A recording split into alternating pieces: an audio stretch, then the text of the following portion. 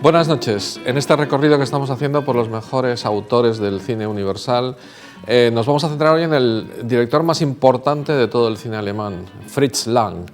Un individuo que tuvo un estilo tan propio, tan personal, que prácticamente es inimitable. Es algo así como John Ford o Hitchcock o Chaplin o Wells. De tal manera que se convirtió en un director tan afamado que lo tuvo todo y luego tuvo que abandonarlo, ya lo veremos al hablar de su vida, y por lo tanto es una de las personas más coherentes que ha existido en la historia del cine, porque siempre siguió su conciencia y siempre siguió con los mismos temas a lo largo de toda su vida. Es además un hombre muy peculiar ya desde el mero hecho de su presencia, porque aunque tenía pinta de aristócrata vienés, que era lo que era, tenía un parche en el ojo. Es del grupo de los John Ford, Raoul Walsh o Nicholas Ray. Iba habitualmente con un monóculo porque tuvo unos problemas durante la Primera Guerra Mundial en unas heridas que le hicieron casi quedarse ciego de un ojo, y luego un accidente que también tuvo, y llevaba siempre un monóculo que lo hacía así como más aristocrático, pero al final de sus días llevaba siempre el parche. Bien, peculiar también porque fue un inventor de cosas tan curiosas como el cuenta atrás, este de 10, 9, 8, 7, 6 para la salida de un cohete. No lo inventó la NASA, lo inventó él en la película La mujer en la luna. E incluso inventó el televisor mucho antes de que se inventara el televisor. En Metrópolis aparece un aparato 2 años antes de que empezaran los primeros estudios para hacer una televisión y décadas de que hubiese un aparato como el que aparece en la película. Bien, y los efectos especiales, en fin, era un hombre de una cultura inmensa y un gran inventor. Y también era peculiar al final de sus días porque aparecía siempre con un mono cuando volvió a Estados Unidos después de su segunda estancia alemana. Y otra cosa que, así como Hitchcock es reconocido siempre por aparecer en sus películas, lo que aparece en las películas de Lang son sus manos. No en todas, pero en muchas de ellas aparecen sus manos, a veces haciendo de las manos de otros. Cuando hay un primer plano de las manos, son las suyas. Bien, pues este hombre tan extraordinario, tan interesante, es Fritz Lang, ¿no? El grandísimo director. Hay una tradición, o cuando yo era pequeño era así, de ponerle en la cumbre de todos los autores alemanes, del expresionismo alemán, de su etapa alemana, de Metrópolis como la gran película, no digamos nada, M, el vampiro de Düsseldorf, etc. Y rebajar su estancia en Estados Unidos, donde sobrevivió durante muchos años. Pero la verdad es que a partir del libro que hizo, bueno, primero fue la Nouvelle Vague lo que descubrió con su teoría de los autores, los franceses, de Cahiers de Cinéma, pero desde el libro de Peter Bogdanovich, este director y crítico y entusiasta del cine, que sacó en el año 68, que se titulaba Lang en América, Fritz Lang en América, ya afortunadamente la gente ha empezado a reflexionar y a darse cuenta de que sus películas de Estados Unidos son tan buenas como las alemanas, que algunas son incluso mejores, o que hay obras maestras en ambos, y que hay una coherencia que no entiendo cómo no lo veían en todos sus temas y en toda su manera de filmar. Bien, vamos con su vida y luego ya pasaremos a su obra. Él nació en Viena. He dicho antes que es el mejor director alemán, pero como muchos vieneses, esto hay que explicarlo, porque el propio Hitler era austriaco y se sentía alemán. Durante siglos, la capital del Imperio Alemán ha sido Viena. Lo que pasa es que en el siglo XIX, cuando se hizo la reunificación alemana, se podía haber hecho de dos maneras: que lo hubiese hecho Prusia, y entonces habría sido la capital Berlín, como así sucedió, o que la unificación la hubiese hecho Austria y la capital habría sido Viena.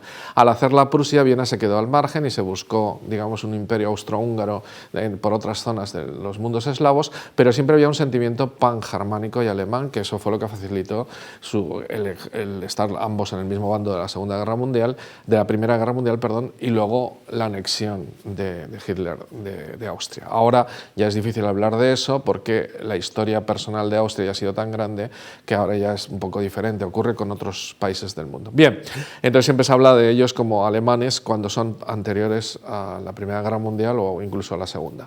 Bueno, pues ese es el caso de Fritz Lang, que nació en el seno de una familia aristocrática. Su padre era nada menos que el arquitecto jefe de Viena, su madre tenía padres de origen judío, aunque ella se hizo católica. Él fue educado en el catolicismo, pero como todo austriaco, pero la verdad es que no practicó mucho a lo largo de su vida. Y era de una familia aristocrática, estudió arquitectura y bellas artes, y se dejó influir muchísimo por el arte del momento anterior a la Primera Guerra Mundial. Él era un verdadero fan de Klimt y de Schiele. Schiele, como saben, es muchísimo más expresionista y eso le marcó muchísimo. He tenido la oportunidad este verano, precisamente que estaba en Viena, con mi esposa, de ver una exposición de ambos, Klimt y Schiele, juntos, ya que se cumplen el aniversario, el 100 aniversario, porque murieron los dos en 1918. Y pensando en Fritz Lang, veía muchas cosas ahí en ambos de lo que luego hará Lang en el cine. Hay una influencia notable, y de otros pintores y de otros grandes artistas del momento. Bueno, el caso es que en la Primera Guerra Mundial, bueno, él viajó bastante, estuvo en París y tal, precisamente le coge la Primera Guerra Mundial en París, es soldado, vuelve a Viena para hacerse soldado del ejército austriaco y recibe varias heridas con condecoraciones, y estando convaleciente es cuando escribe sus primeros guiones. El caso es que, terminada la guerra, decide migrar a Alemania, irse a Alemania, y ahí comienza a hacer sus pinitos en el mundo del cine. Hace 2 o 3 películas muy interesantes, y la primera, el año 21, que tiene cierta relevancia, Las tres luces. El año 20 ya es contratado por la UFA. La UFA es la gran productora, no tenemos tiempo de explicarlo, de Alemania. Entre la Primera y la Segunda Guerra Mundial, o entre la Primera Guerra Mundial en 1945, fue una de las grandes empresas cinematográficas del mundo. Bueno, pues se convirtió en el líder de la UFA al cabo del tiempo, pero entra allí el año 21. El año 24 hace lo que será sus mejores películas. Bueno, está en el año 21, no sé si lo he citado, Las tres luces. El año 24 hace como una especie de díptico, que son los nivelungos, en 2 partes, las 2 unidas casi 143 minutos, y es algo alucinante la capacidad que tiene de conectar con el mundo alemán, de las tradiciones, de las leyendas, y eso le hace ser muy querido por una Alemania que en ese momento está sufriendo la posguerra, y empieza a ser un autor de muchísimo calibre y muy bien considerado.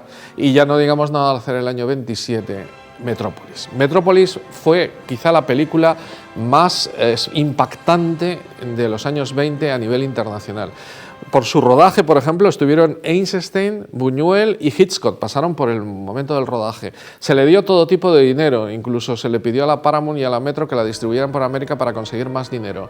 Se convirtió en una película absolutamente mítica por la cantidad de extras, ¿no? 43.000, la cantidad, entre ellos 750 niños, la cantidad de metros rodados, hay gente que habla de 6 millones de metros rodados, en fin, la cantidad de presupuesto, 5 millones, etcétera. Es todo un mundo de grandiosidad, unos decorados espectaculares hechos cerca de Berlín, en la sede de la UFA, pero sobre todo por representar el manifiesto del expresionismo más allá de los límites de Alemania. El expresionismo empezó con el gabinete del doctor Caligari, que es realmente una película mucho más expresionista que Metrópolis, y también lo será Murnau. Murnau bien y Fritz Lang son los 3 grandes del expresionismo, pero la fuerza de las imágenes, Buñuel dijo que era la colección de imágenes más impactantes que se había visto nunca en el cine. La fuerza de las imágenes de Metrópolis hace que esa película sea absolutamente como una especie de manifiesto, ¿no? Pese a que la trama es un tanto ingenua, porque lo que intenta decirnos es que en ese mundo dividido entre los que tienen el capital y los que trabajan, entre la aristocracia que vive súper bien y los pobres obreros que son como masa que está ahí en el inframundo, que entre la cabeza y las manos hay que utilizar el corazón, y esa famosa escena final de que el hijo y María, al pie de una cosa que parece una iglesia, consiguen que el jefe de los obreros y el padre empresario se den la mano, pues realmente tiene que ver mucho con una especie de Mesías y al mismo tiempo de todo esto que estoy diciendo. Bien. De todas maneras, si obviamos eso, que también es interesante, vamos a quedarnos con las imágenes. No solamente los edificios, la manera de construir y tal, serán luego, digamos, como un reflejo, está lleno de cantidad de películas que lo han imitado, por ejemplo, el Blade Runner, la Tiger Corporation, ¿no? de Blade Runner, o los edificios de la propia película de Tim Burton sobre Batman, sino que es esa especie, por ejemplo, cómo hacer la masa, esos movimientos de las masas, ¿no?, acompasados, que son casi robóticos en conjunto, ¿no?, esas imágenes visuales tan extraordinarias como el reloj de 10 horas, ¿no?, que son las horas de trabajo, o esa escalera que va devorando la gente, ¿no? Tiene ideas mucho más, digamos, excesivas, pero interesantísimas, que las que tiene luego Chaplin en la famosa Tiempos modernos, en contra del mecanicismo, en contra del capital, en contra de todo lo que es propiamente ese mundo opresivo, esos espacios opresivos que se va a ser la ciudad del futuro, que él se inventa y a la que llama Metrópolis, que da nombre a toda la película. Es una de esas películas que han marcado tanto que incluso a nivel de visualizaciones, incluso el robot María, es cogida porque es la única intermediaria. Fíjense la escena tan expresionista que es cuando ella predica ahí la paz en esa especie de cavernas, ¿no?, con las cruces y tal, es algo absolutamente impresionantemente expresionista. Eso sí que está unido, o todo el tema de la linterna persiguiendo a María por esas cuevas y tal. Bien, pero justo cuando intentan hacer de ella, cambiarla y convertir un robot en que sea la nueva María, fíjense los efectos especiales de cómo ese robot se convierte en María, que es espectacular, y la propio robot inicial es casi una imagen de C3PO, ¿no?, y de todos estos robots o androides que han salido después. De tal manera que visualmente es una mezcla de expresionismo, de ciencia ficción, de mirar hacia el futuro, pero todas las masas moviéndose y la cantidad de ejemplos que hay de lo que es la sociedad opresiva es una auténtica maravilla. He de decir que la película en sí misma no la tenemos exacta porque corrieron diversos metrajes por toda Europa, hubo cortes, y hay una versión de Moroder con su música que pinta de sepia toda la parte de arriba y de azul toda la parte de abajo del submundo, que está muy, muy interesante con su música y tal. Ahora recientemente han sacado otra, una reconstrucción mejor, todavía más completa, pero ver Metrópolis, hay que decir qué Metrópolis has visto, porque hay veces que hay metraje cortado, o de todas maneras la película, todo lo que es el núcleo de la película es fantástico y fue una revolución dentro del mundo de la... Incluso a los nazis les encantó toda esta primera parte de los superhombres estos corriendo y haciendo deporte, que se parece muchísimo a Olimpiada, ¿no? Bien. Pues dicho esto, Fritz Lang ya tenía todo el prestigio del mundo, todo el dinero del mundo para hacer las películas, y entra en el sonoro después de hacer dos películas muy interesantes que son La mujer en la luna, que no me da tiempo de hablar de ella, y el primer Mabuse, el doctor Mabuse. Entra en el sonoro con M, el vampiro de Düsseldorf, y El testamento del doctor Mabuse. M, el vampiro de Düsseldorf, es quizá la mejor película de toda la gran producción de Fritz Lang, que es impresionante. Y por primera vez la película se iba a llamar M, un asesino entre nosotros, pero les pareció un tema muy duro el que hubiese un asesino por ahí pululando por las calles y le pusieron este título tan curioso que da idea de que casi es una película de terror y de vampiros cuando no hay ningún vampiro, ¿no? M, el vampiro de Düsseldorf, es la historia de un esquizofrénico, de un asesino en serie, que es realmente la primera vez que vemos que uno de los nuestros, uno de los que puede estar a nuestro alrededor, es un asesino. Eso abrió todo el mundo después en el cine norteamericano y hasta las series actuales de Mentes Criminales, etcétera, de todo lo que es el asesino psicópata, ¿no? Y dejó atónito el mundo entero. Pero sobre todo es que es un asesino que incluso él mismo, en su explicación ante esa especie de tribunal creado por los mendigos al final de la película, dice que es que no puede parar, que él mismo se dice, no lo hagas, pero hay una voz dentro de mí que me dice, y empieza todo un tema muy interesante de la psicología del asesino que realmente es interesantísima. Bien. La película ha sido imitada hasta la saciedad por todo, hasta incluso su mirada al espejo, ¿no? Lo cogerá luego más tarde para hacer Taxi Driver, cuando ¿no? Robert De Niro se encara con el espejo y dice, ¿quién eres tú? Y tal. Bueno, ese tipo de cuestiones está a lo largo de toda la película. Pero sobre todo comienza con esos espectaculares inicios que tiene el cine de Fritz Lang, comienza con una lección de cine que realmente habría que analizarla en todas las escuelas de cine, que es esa primera escena en la que vemos primero jugando a los niños, luego las madres que están hablando y que están llevando la ropa para en una zona obrera de Düsseldorf, luego se ve la niña por la calle, cómo va jugando, se ve que la madre le espera, le está poniendo los platos, le está poniendo todo, esos impresionantes planos de las escaleras vacías, cómo ella sale y ve las escaleras vacías, sin decir nada a nadie. Mientras tanto la niña llega ante un cartel y ahí por primera vez la sombra del asesino sobre ella, el globito que compran, ¿no? Y cómo sabemos que ya está muerta solo exclusivamente con esas elipsis maravillosas de Fritz Lang, porque el globito sube, ¿no? Y ya está, todavía no ha comenzado ni la acción y ya ha habido mucha acción, tremendamente ha habido un asesinato, ha habido presentación de quién es este M, etcétera, etcétera, etcétera. Bien, toda esa maravilla de lo que son los inicios de Lang ya en M. Bueno, aquí viene el año 33, en enero los nazis llegan al poder y en marzo, poco después, le habían prohibido el testamento del Dr. Mabuse porque tenía un mensaje antinazi, que los inteligentes lo entienden perfectamente y parece ser que los jerarcas nazis lo entendieron, que era un mensajillo contra ellos. Bueno, total, que Goebbels le llama a Fritz Lang. Él ha relatado muchas veces esta entrevista, que es lo amable que era Goebbels, porque era un tío encantador cuando quería, y le propuso ser el jefe, le pidió perdón por haber prohibido el Dr. Mabuse, pero usted entenderá, tal, pero que al Führer le ha encantado Metrópolis, le ha encantado Los Nibelungos y quiere hacer de usted el jefe de toda la cinematografía alemana. Y él sonrió, dio la mano, tal, dijo que ya le contestaría y esa misma tarde hace una pequeña maleta y se va a París y desaparece de Alemania. Eso es lo que él narra. Parece ser que ya había intentado llevar cosas antes a París. El caso es que no volvió nunca más, que no quería saber nada del mundo nazi porque era tan listo y tan coherente que sabía lo que iba a suceder, y la que le sustituyó fue precisamente Leni Riefenstahl, que luego será la célebre de todo el mundo nazi, amiga personal de Hitler, etc. Bien, pues esta historia de Fritz Lang, su vida a París, por cierto, su mujer, con la que había hecho todos los guiones de su etapa muda y parte del sonoro, Thea von Harbour, se casaron en el año 20, era una verdadera partidaria de los nazis y se quedó en Alemania y durante el periodo nazi hizo varias cosas y al final no fue represaliada ni nada, pero nunca más volvieron a estar juntos. Thea von Harbour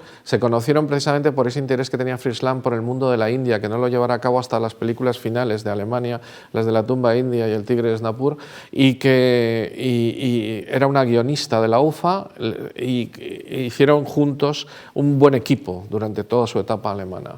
Pues Thea von Harbour realmente pues, se quedó en Alemania. Bueno, el caso es que es el único director también, Fritz Lang, que tiene películas en alemán, en francés y en inglés, porque en Francia hizo una, Liliom, que es una película muy interesante. En Alemania me he dejado una que me gusta mucho, que se llama Espione, Los espías, pero bueno, no hay tiempo para hablar.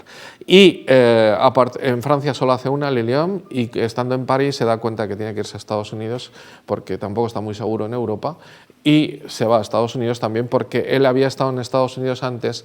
De hecho, se suele contar que el año 24, cuando fue con su mujer y su operador a Estados Unidos, y al ver en el barco que llegaba a Nueva York, el skyline de Nueva York, las luces de todos los rascacielos, fue cuando concibió Metrópolis. Y de hecho empezó a escribir el guión, Thea von Harbour y él empezaron a escribir el guión ya en Nueva York mismo. Bueno, pues esa Metrópolis brutal y todo eso que él tenía en la cabeza, al final conocía Nueva York, conocía ese ambiente y se fue. Y él sí que aprendió inglés, y no como Murnau, que no hablaba nunca inglés, y sobre todo Bertolt Brecht, que... Bueno, Murnau sí que al final consiguió hablar inglés, pero duró muy poco porque, como saben, murió en un accidente en Estados Unidos, también emigró y murió y no pudo prácticamente hacer nada. Bueno, su etapa en Estados Unidos es magistral. Al inicio comienza con lo que podemos llamar el cine social, que son esas tres películas que me encantan, que es Furia, Solo se vive una vez y You and Me, que es como una visión de la justicia de la que luego hablaré y una visión de la sociedad norteamericana muy interesante.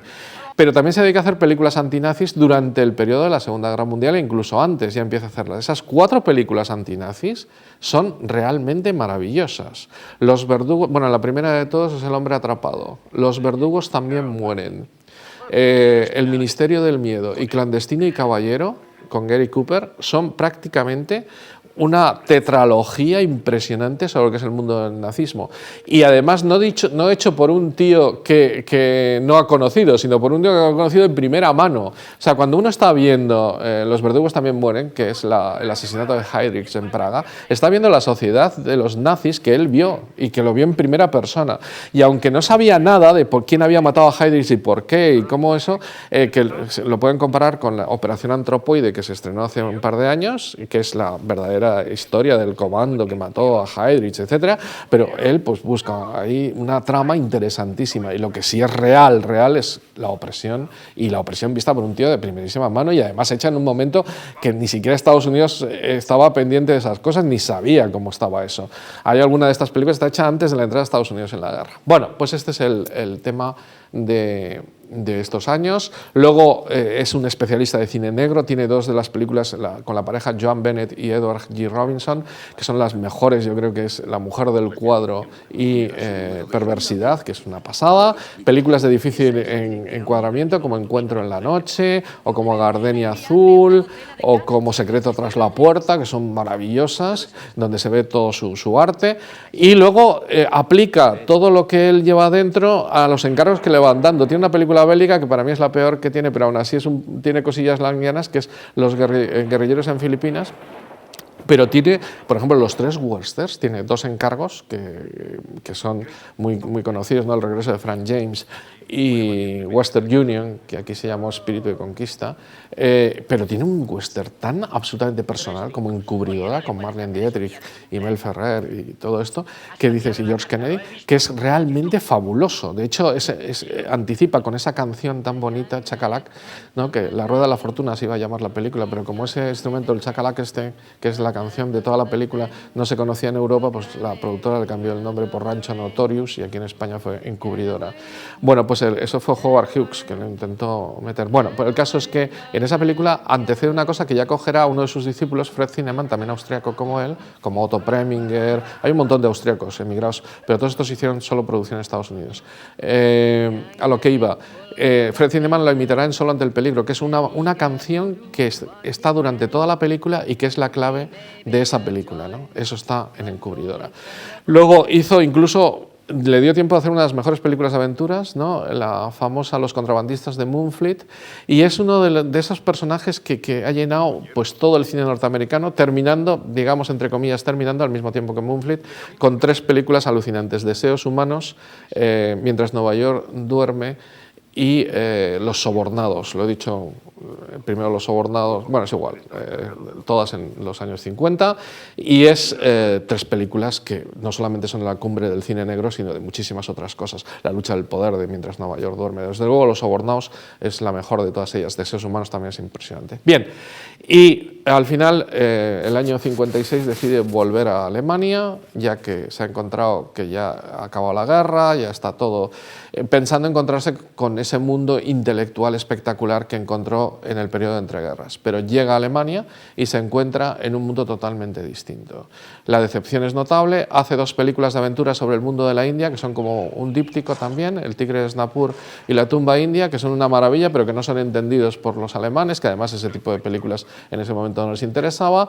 Vuelve a hacer una última película sobre el doctor Mabuse, bastante mejor cogida por la crítica alemana, muy bien todas ellas por la crítica francesa, pero harto de todo se vuelve a Estados Unidos, vuelve a vivir en Hollywood con el mono este que decía antes, y decide pues dedicar toda su vida final a sencillamente leer, escribir, estudiar, y ya abandona el cine. Muere el año 76 después de vivir en Norteamérica 10 años, lo menos, en este plan. Y tiene una estrella en Paseo de la Fama, está enterrado ahí, pero bueno, en realidad siempre fue muy alemán. Bueno, vamos con su temática y con su manera de filmar.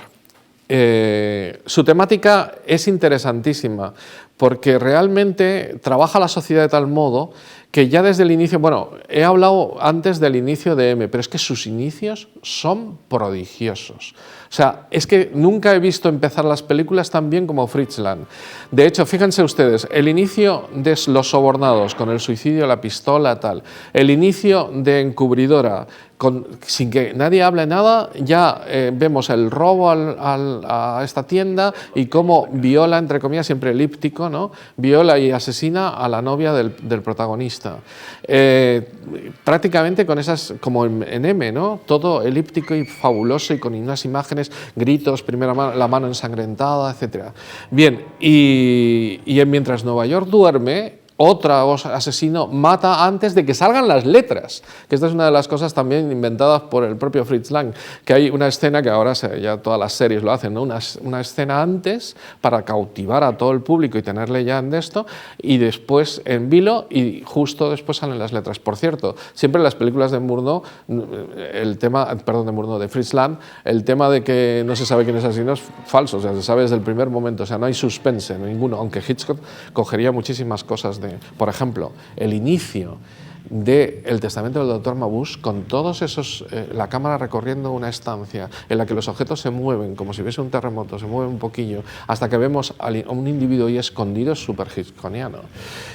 Todos los inicios son fabulosos. Bueno, el inicio también del hombre atrapado, que es un bosque, parece Rebeca, ¿no? Un bosque totalmente, va avanzando la cámara y vemos una huella y al final ya vemos al cazador, ¿no? Es todo un mundo interesantísimo de cómo tener el interés del público. Bueno, el mundo suyo tiene unas temáticas siempre repetitivas. El deseo, por ejemplo, en esto que hablaba de los inicios, el inicio de Furia es ellos viendo una cama y cosas de una boda, la cama matrimonial, la boda, en un escaparate. Se puede hacer una tesis sobre los escaparates en Fritz Lang, por comparar. Fíjense, este escaparate de Furia, en la que la pareja lo que desea es la boda, el de M y la niña, que ella está viendo las cosas que le gustan y M está pensando en asesinarla ya, ¿no? En el espejo,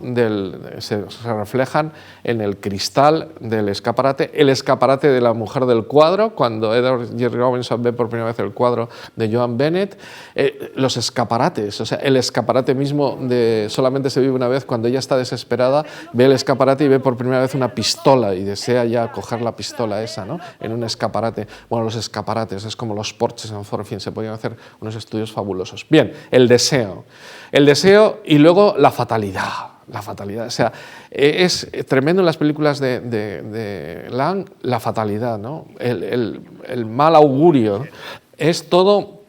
Esos personajes como el Spencer Tracy de Furia, como cualquiera de todos ellos, ¿no? Incluso los personajes de Encubridora o de Los sobornados, la fatalidad, cómo les va llevando, ¿no? Y en general el destino amargo, ¿no? Que van a tener y que no hay nada que les pueda sacar de ahí, ¿no? Eso lleva también a todo un mundo bien interesante del falso culpable, ¿no? Gardenia Azul, el propio esta que citaba ahora, de Solo se vive una vez, que aunque no es culpable de una cosa, pero no culpable de la otra, y además no puede redimirse porque justo cuando está redimido le culpan de algo que él no ha hecho. Bien, que por cierto también es fatalidad que justo el día que se demuestra que es inocente, esté en ese momento, como era el día de su ejecución, tenga que salir y matar, y entonces ya toda la bola se va haciendo cada vez mayor, ¿no? Bien, esa fatalidad, esos falsos culpables llevan también a un análisis de la justicia y de la sociedad muy interesante, porque la justicia falla y la sociedad se convierte en masa que casi asesina a los falsos culpables, ¿no? Esa es la masa de Furia, ¿no? Pero también la masa de todos estos mendigos de M, el vampiro de Düsseldorf, que al final son los que le juzgan, ¿no? O la masa en en la propia, cómo van cambiando toda la masa, ¿no? Solo se vive una vez y van todos pensando que es culpable, ¿no? etcétera, etcétera. Lo nefasto de los periodistas mismo. En Solo se ve una vez, se ve una imagen preciosa, que son las tres primeras planas, si se declaran culpable, inocente o no, ¿no? O simplemente caso cerrado. Entonces escogen una, ¿no? Para que se vea que realmente ha sido culpable. En fin, todo este mundo es, francamente, el tener que coger el paquete de cigarrillos ese, que va a ser fatal para luego el desenlace. Bueno, todas las películas de Lang hablan de la fatalidad, de la falta de justicia y cómo la masa se convierte en justiciera, ¿no? Hasta quemar entera la comisaría para que muera ese teórico asesino que realmente era un hombre que pasaba por aquel pueblo sin más, ¿no? Bien, ese estudio de la sociedad le lleva muchísimo a analizar las sociedades muy bien. La Alemania prenazi en M, el vampiro de Düsseldorf, es perfecta, hasta con esos policías que luego quitaron los nazis con ese uniforme tan curioso. La sociedad nazi en Los verdugos también mueren, etc. La sociedad norteamericana en todas estas películas que estoy citando ahora. Y, lógicamente, como la justicia no sirve para nada, la venganza.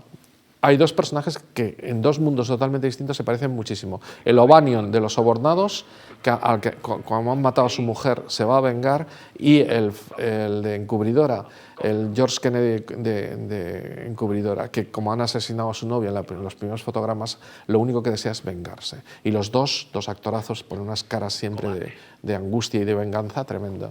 Y esa venganza, pues lógicamente, llena las películas de muerte. Hay muchísimas muertes en las películas de Lang, de tortura, todas las películas antinazis están llenas de tortura, pero elíptica, como veremos después, y de suicidios. Hay un montón de suicidios. Y más aún, incluso juega con el suicidio. En el final de La mujer del cuadro, que no voy a desvelar por si alguien no lo ha visto, es un película de esos que hay que ver siempre, que te quedas atónito, pues hay como un doble final, ¿no? Y ahí aparece el tema del suicidio en el personaje de Edward G. Robinson.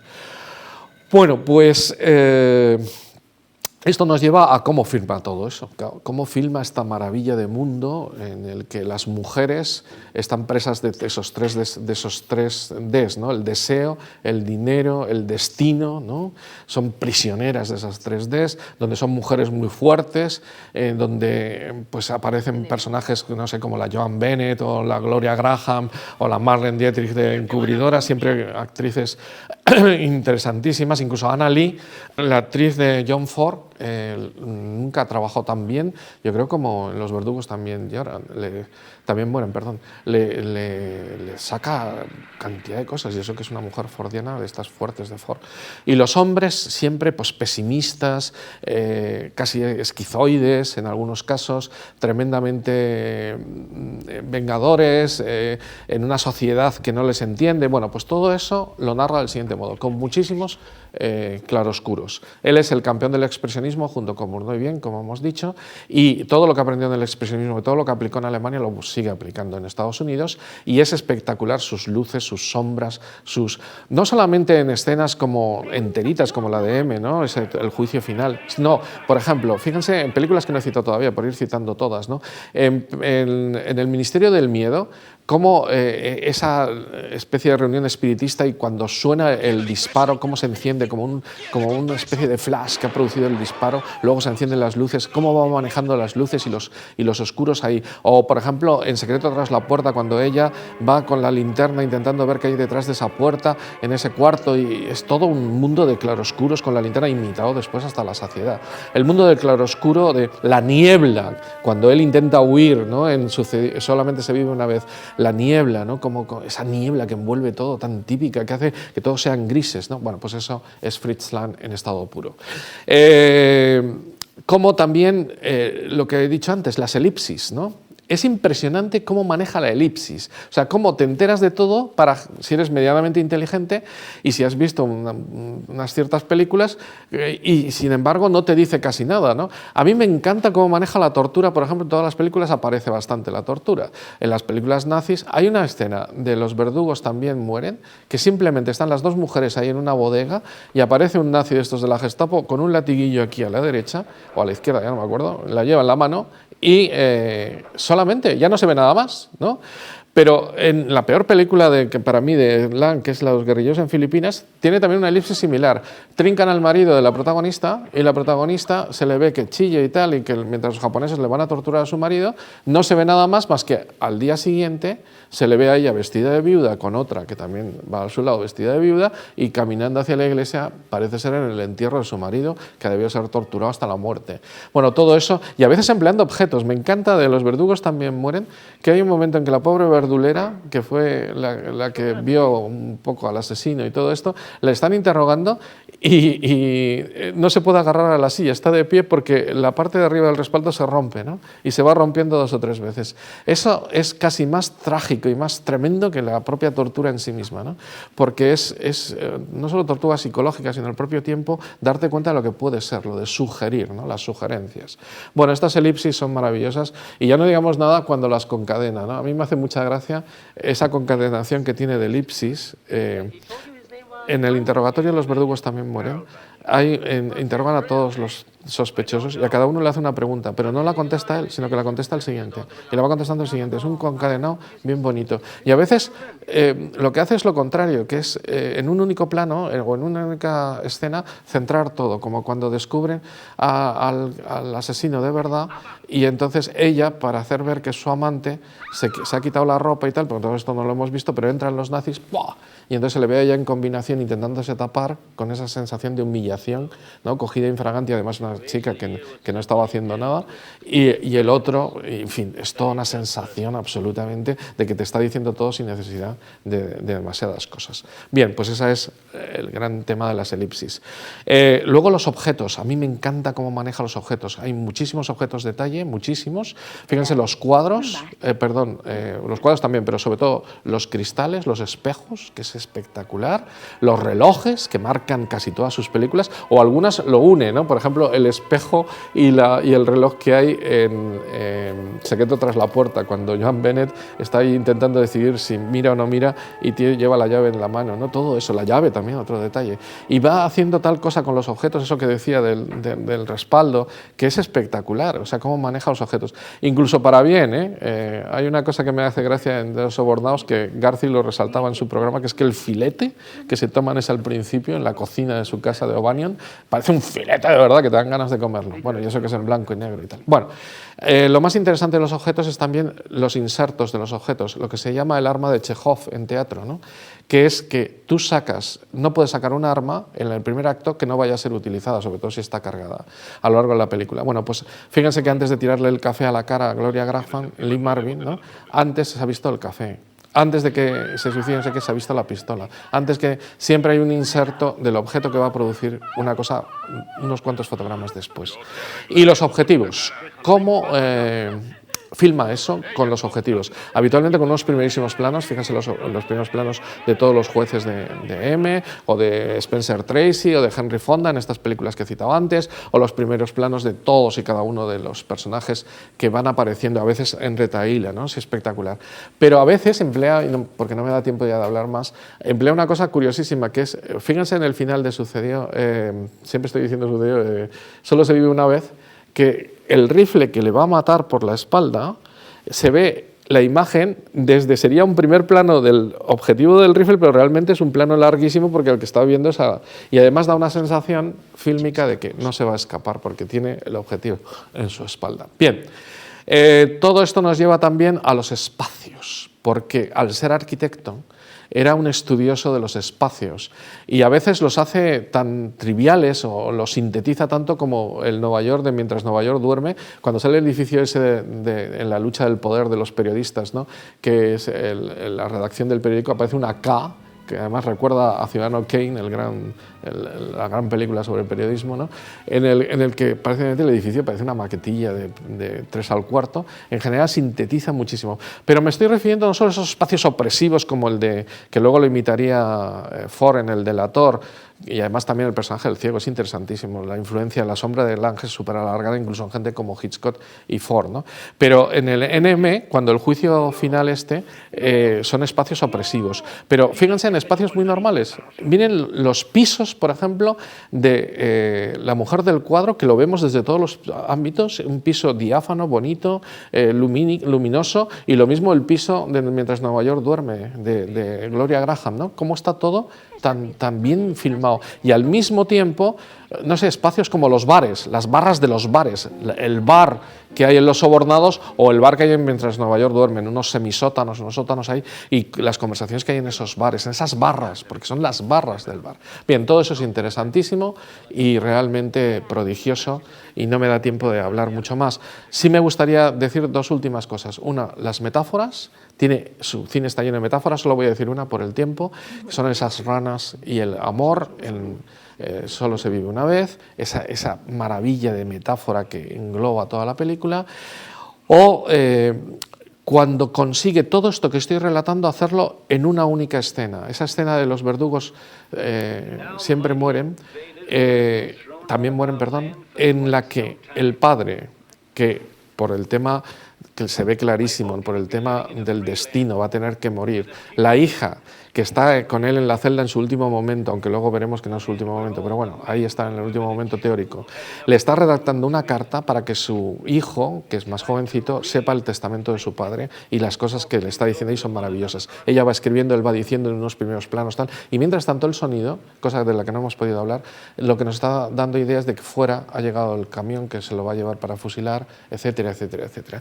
Todo el sonido, los primeros planos, el sentido de la narración, la concisión en una misma escena, el mensaje, bueno, porque está lleno de mensajes toda la obra de Lang.